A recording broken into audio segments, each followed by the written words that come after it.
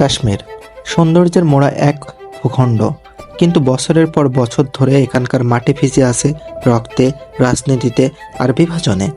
আজ আমরা জানব কাশ্মীর ইস্যুর পেছনের আসল গল্প।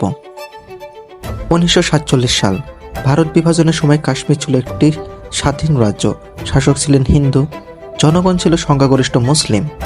পাকিস্তান চাইছিল কাশ্মীর তাদের অংশ হোক, আর ভারত বলেছিল জনমতের ভিত্তিতে সিদ্ধান্ত হবে। কিন্তু পাকিস্তান সমর্থিত অনুপ্রবেশের পর কাশ্মীর ভারতের সঙ্গে একীভূত হয় সাময়িকভাবে। জাতিসংঘ ও 370 ধারা। কাশ্মীর ইস্যু পৌঁছে যায় জাতিসংঘে, যেখানে প্রস্তাব দেওয়া হয় কাশ্মীরের গণভোট হবে। সেটা আর হয়নি। ভারতের সংবিধানে যুক্ত হয় 370 ধারা, যা কাশ্মীরকে বিশেষ মর্যাদা দেয়। কিন্তু 2019 সালের এই ধারা বাতিল করে ভারতের কেন্দ্রীয় সরকার। শুরু হয় আরেক দফা উত্তেজনা। বর্তমান পরিস্থিতি: কাশ্মীর আজ মিলিটারি নিয়ন্ত্রণে। ইন্টারনেট শাটডাউন, রাজনৈতিক নেতাদের আটক, মানবাধিকার লঙ্ঘন, এগুলো নিয়মিত সংবাদ।